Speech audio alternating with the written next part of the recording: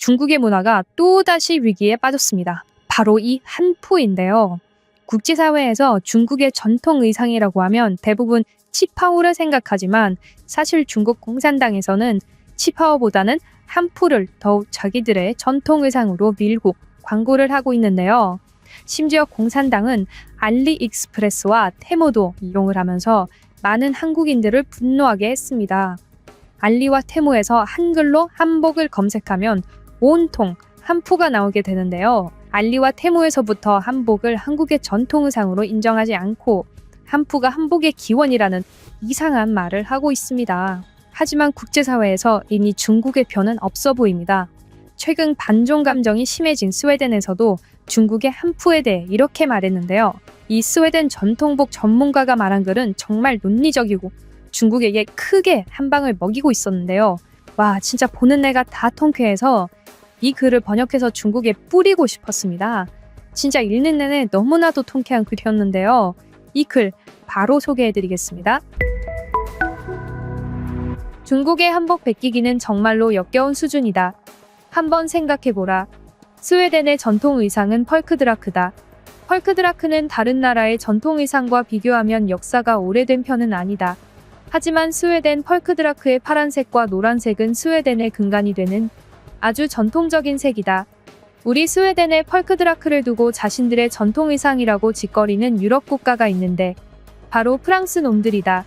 프랑스 놈들은 모두가 그러는 것은 아니지만 가끔 나이 많은 프랑스 놈들이 우리 스웨덴의 펄크드라크를 공격한다.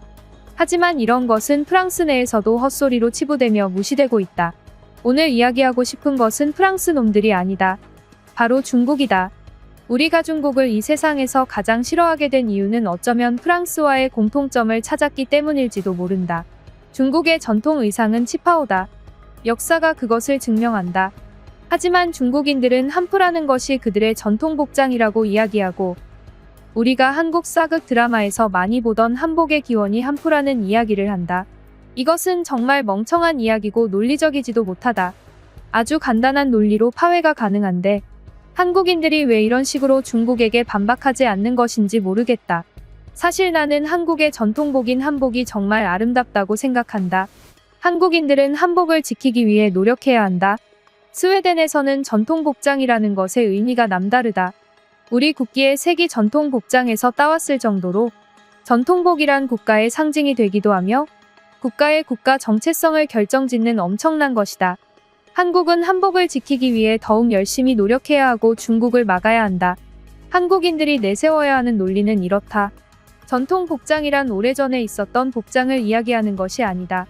고대 스파르타와 로마의 전통 의상은 토가다.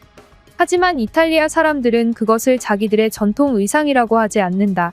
토가는 그저 역사에 한번 있었던 의상일 뿐이다. 그리스는 공식적으로 자신들의 전통 의상을 푸스타넬라로 칭한다. 우리 스웨덴도 마찬가지다.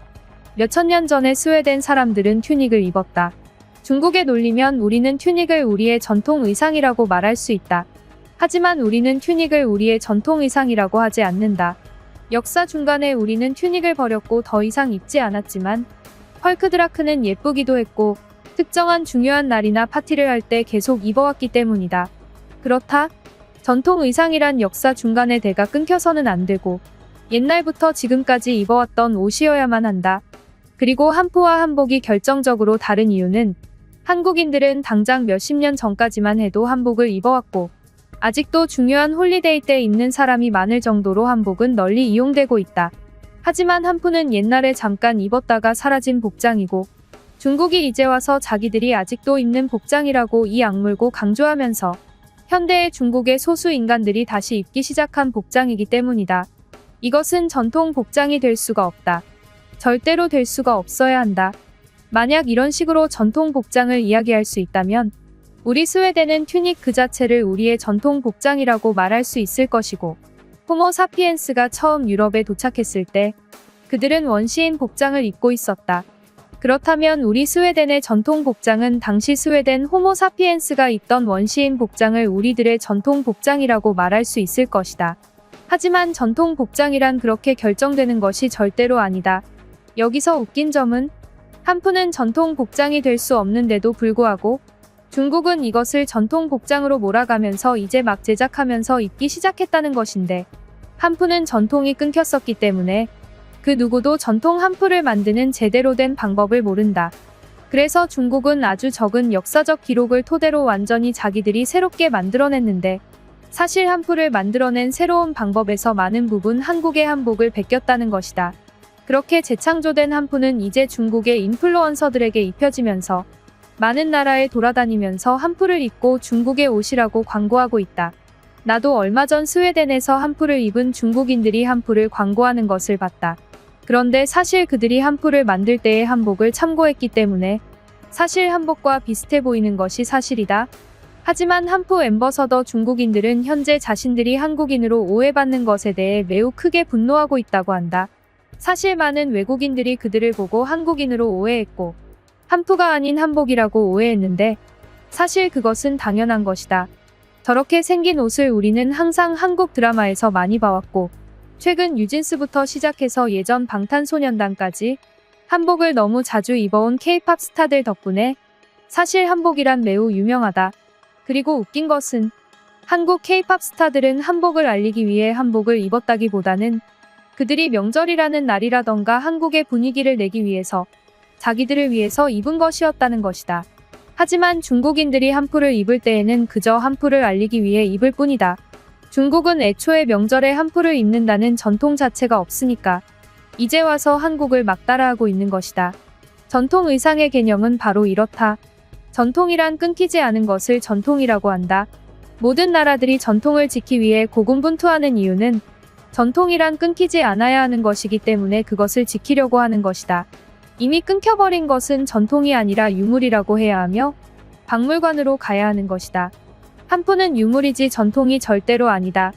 중국은 현대에도 한국인들의 옷 스타일을 보고 좋다고 생각하며 따라하고 있다. 여성들은 한국의 얼굴을 부러워해 한국에 가서 성형수술을 하며 한국인 스타일의 옷을 항상 따라하려고 한다. 그러한 것들이 이제는 전통 복장으로 넘어간 것이다. 중국의 한푸가 너무 억지인 이유가 한 가지 더 있는데 이 구슬가끈이라는 요소다. 이것은 많은 한국 사극 팬들이 좋아하는 것인데 멋있는 한국의 배우들이 입은 이 한복에서 이 구슬가끈의 모습은 매우 멋지기 때문이다. 우리가 멋진 남성의 한복을 떠올릴 때 항상 떠오르는 요소가 이것이다. 이것은 그래서 현재 중국에서 한국으로부터 완전히 뺏으려고 하는 것인데 구슬가끈은 모자가 떨어지지 않기 위해 만들어졌던 것이고 이것은 실제로 한푸와 한복에서 둘 다 볼 수 있던 것이었다. 하지만 중국의 한푸는 명나라 때 구슬가끈이라는 것을 더 이상 쓰지 않았고 완전히 버렸다. 하지만 한국은 이 구슬가끈이 멋있다는 것을 아는지 한국에서는 이것이 점점 사치품으로 변해갔다. 중국의 복장은 실용적이었고 한국의 복장은 실용적이면서 동시에 패션과 사치적인 요소를 전부 챙겨가려고 했다. 한국에서는 결국 당시 이 구슬가끈이 사치품이 되었고 조선시대 이후까지 남아오는 요소가 되었다. 이는 조선에서도 너무 많이 남아있는 기록이지만 중국에는 구슬가끈이 아예 없었다. 하지만 최근 중국의 한푸에는 구슬가끈이 무조건 들어가 있다. 이게 멋있긴 하다. 하지만 한푸의 요소가 아닌 것을 한푸의 요소라고 가져오는 것. 한복이 사치품이 되었던 가장 큰 요소를 이제 한푸의 요소라고 가져와서 광고하는 것. 이거 정말 웃기다. 이것은 마치 프랑스 놈들이 자기들의 전통 복장에 파란색과 노란색을 넣으면서 자기들도 전통 복장의 색이 파란색과 노란색이라고 말해대는 식이다. 프랑스는 그 정도로 멍청하지는 않은데 중국은 어쩌면 프랑스보다 훨씬 상식이 통하지 않는 나라로 보인다. 중국이 이렇게 난리치는 이유는 결국 돈이다. 한복은 돈이 되고 있다. 전 세계에서 한복을 입기 위해 난리치고 한복을 입기 위해 한국에 온다. 하지만 한푸는 이름도 모르는 사람들이 대부분이다. 그런데 중국이 웃긴 것은 그냥 치파오를 광고하면 되는 것인데 왜 한국의 한복을 뺏지 못해 난리인 것인지 모르겠다. 치파오도 예쁘고 멋진 옷이다. 하지만 중국은 옆나라의 너무 거대한 성공이 그저 부러울 뿐이다. 치파오는 지금 한복만큼 주목받고 있지도 않기 때문이다. 하지만 치파오는 진정한 중국의 전통 복장이다. 치파오는 오래전부터 아직까지 입고 있는 진정한 중국의 전통 복장이다. 한푸는 그냥 이제 와서 한복 따라서 만든 한복의 아류 복장이다. 중국 공산당이 제대로 문제를 보고 고치기를 바란다. 하지만 그들이 상식대로 행동할지는 솔직히 잘 모르겠다. 라는 글이었습니다. 이 스웨덴 네티즌의 글은 좋아요가 딱히 많이 있었던 글은 아니었는데요. 그래서 찾는데 꽤 시간이 오래 걸린 글이었습니다. 그래도 와, 진짜 말 엄청 잘하지 않나요? 전통 복장의 정의에 대해서 또 한번 생각해 볼 수 있었는데요. 정말 최근에 찾아본 글 중에서 이렇게 말 잘하는 글은 처음 본 것 같습니다. 제가 스웨덴어를 솔직히 좀 못해서 오역이 좀 있을 수 있는데 그래도 스웨덴어가 영어로 아주 정확하게 번역이 되어서 영어로 먼저 바꾸고 번역을 했거든요. 그래서 오역이 거의 없습니다. 번역 열심히 했으니 좋아요 한번 눌러주실 수 있나요? 꾸준히 이런 좋은 글들 여러분에게 소개해드리도록 하겠습니다. 그럼 지금까지 뉴스품의 안 기자였습니다. 감사합니다.